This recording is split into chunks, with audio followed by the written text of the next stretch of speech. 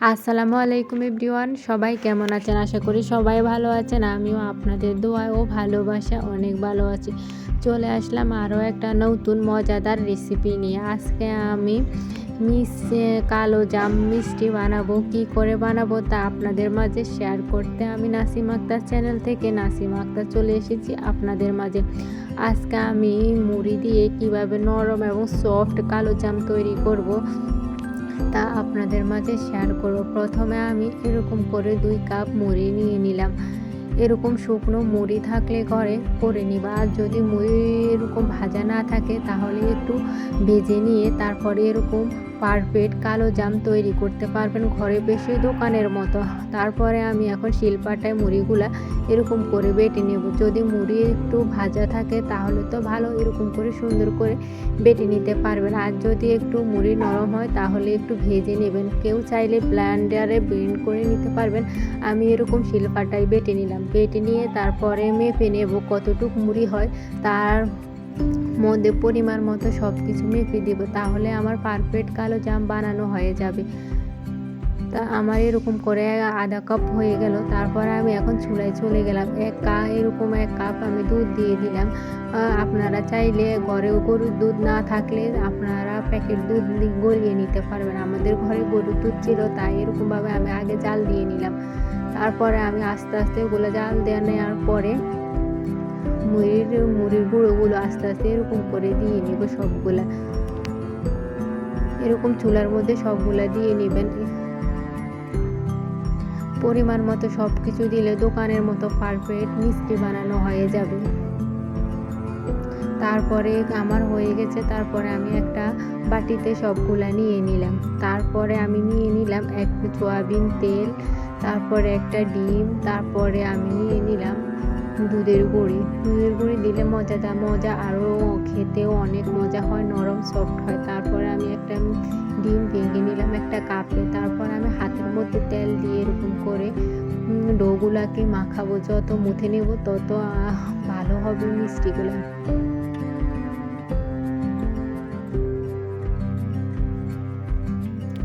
হাতের মধ্যে এরকমভাবে তেল দিয়ে ভালো করে মুথে নিতে হবে। তারপরে 2 চামচের মতো গুঁড়া দুধ দিয়ে ভালো করে মেখে নিতে হবে। যতই আপনি ডোগুলাকে মুথবেন ততই আপনার মিষ্টিগুলা অত্যন্ত মজা এবং মিষ্টিগুলা বানাতে শেপটা ভালো হবে। তাই শেপের জন্য ভালো করে মুথে নেবেন ডিম দিয়ে এবং সয়াবিন তেল দিয়ে। তারপরে এরকম করে চামচের সাহায্যে অল্প অল্প করে দিতে হবে। মানে যতটা নরম করা যায় ততটাই করে নেবেন, বেশি নরম না, যা আপনার হাতের মধ্যে হয় সে শেপ বানানোর জন্য ওভাবে করে নেবেন। দেখেন আমি এভাবে করে নিলাম। তারপরে 10 মিনিটের জন্য ঢাকনা দিয়ে রেখে দিলাম। এখন ঢাকনাটা আমি তুলে নেব। 10 মিনিট হয়ে গেছে আমার।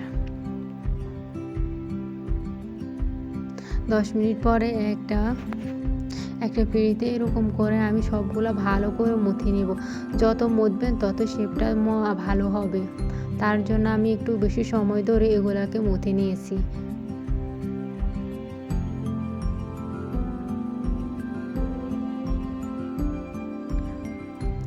দেখেন আমার ডোটা কেমন নরম এবং সফট হয়েছে। এরকম করে সয়াবিন তেল দিয়ে হাতের মধ্যে করে নেবেন। যাদের ঘরে ঘি থাকে তারা ঘি দিয়ে নেবেন। অবশ্যই আমাদের ঘরে ঘি ছিল না, তাই আমি সয়াবিন তেল দিয়ে নিলাম।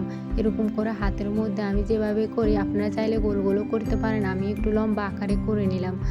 কালো জাম তো, তার জন্য আমি একটু লম্বা আকারে করে নিলাম। মিডিয়াম মতো এরকম হাতের মধ্যে তেল দিয়ে শেপটা করে নিতে হবে। যত ভালো শেপ হবে তত ভালো কালো জাম হবে, খেতেও মজা হবে। তাই আমি এরকম করে সবগুলা করে নেব।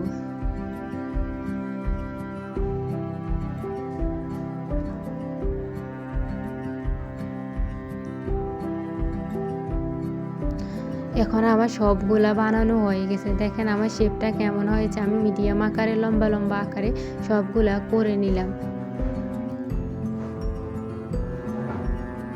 তারপরে এখন আমি চুলায় চলে গেলাম। মাটির চুলায় এই মিষ্টিগুলো তৈরি করব। তারপরে আমি 1 কাপ চিনি দিয়ে নিলাম। আপনারা আপনাদের পরিমাণ মতো দিয়ে নেবেন। আমরা যতটুকু মিষ্টি খাই তার ততটুকু নিয়ে নিলাম। তারপরে 1 কাপের চেয়ে একটু বেশি পানি দিয়ে নিতে হবে, কারণ এখানে আমি এমন করে চিনি শিরাগুলো তৈরি করে নেব। তারপরে 2-3টা এলাচ দিয়ে নেব। এরকম করে শিরা তৈরি করে নেবেন। আর এখান দিয়ে আমি আরেকটা চুলায় প্যান বসিয়ে দিলাম। মিষ্টিগুলো আমি এখানে ভেজে নেব। সয়াবিন তেল দিয়ে সয়াবিন তেলগুলোকে একটু বেশি গরম করা যাবে না, একটু গরম হলে তারপরে মিষ্টিগুলো দিয়ে দিবেন।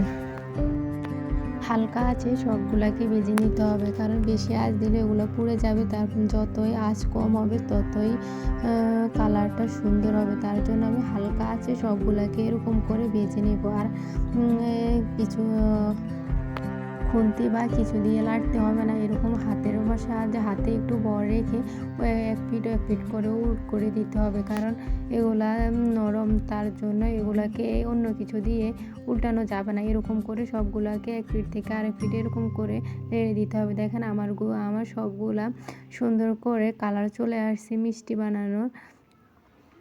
আমি এরকম করে সবগুলাকে ভেজে নেব, কারণ বেশি ভেজে নিলে ওগুলার মধ্যে রস ঢুকবে না। তার জন্য আমি এরকম করে সবগুলাকে একটু লালচে করে নিলাম। আপনারাও এরকম করে নেবেন। তারপরে শিরার মধ্যে সবগুলাকে এরকম করে দিয়ে দেবেন, তাহলে শিরা ঢুকবে মিষ্টির মধ্যে, খেতেও নরম এবং সফট হবে। যদি আমার এই রেসিপিটা আপনাদের ভালো লাগে তাহলে অবশ্যই লাইক, কমেন্ট, শেয়ার, সাবস্ক্রাইব করে আমার পাশে থাকবেন নিত্য নতুন রেসিপি দেখার জন্য। যদি আমার এই রেসিপিটা আপনাদের ভালো লাগে তাহলে অবশ্যই কমেন্ট বক্সে জানাবেন যে আমার রেসিপিটা কেমন হয়েছে। তারপরে এরকম করে একটা ঢাকনা দিয়ে কিছুক্ষণের মধ্যে রেখে দিতে হবে। তারপরে ঢাকনা তুলে এরকম করে এক পিঠ থেকে অন্য পিঠ করে নিতে হবে, যাতে চিড়াটা সবগুলোর মধ্যে লাগে, তার জন্য। তারপর এখন আমার মিষ্টিগুলো হয়ে গেছে। দেখেন কি সুন্দর মাশাআল্লাহ কালার চলে আসে। আমার মিষ্টিগুলোর মধ্যে নরমও হয়েছে, দেখতেও সুন্দর লাগছে মাশাআল্লাহ। এরকম করে আপনারাও চাইলে এরকম পারফেক্ট দোকানের মতো কালো জাম রেসিপি তৈরি করে নিতে পারবেন ঘরে বসেই। খেতেও অনেক মজা এই কালো জাম রেসিপিটা। তারপরে আমি এরকম করে কেটে আপনাদের দেখাতে দিতেছি যে আমার ভিতরটা কীরকম নরম হয়েছে কিনা। হ্যাঁ মাশাআল্লাহ আমার ভিতরটা অনেক সুন্দর হয়েছে, নরম এবং সফট হয়েছে। সবাই আমার এই ভিডিওটা একটু পুরো ওয়াচ টাইম পূরণ করে দেবেন, কেউ টেনে দেখবেন না। আর নিত্য নতুন রেসিপি দেখার জন্য সবসময় এরকম আমাদের পাশেই থাকবেন। আপনাদের ভালোবাসা পাওয়ার জন্য আমরা এগুলো করতেছি। সবসময় এরকম আমাদের পাশেই থাকবেন। সবাই ভালো থাকবেন, নিত্য নতুন রেসিপির সাথেই থাকবেন। আসসালামু আলাইকুম।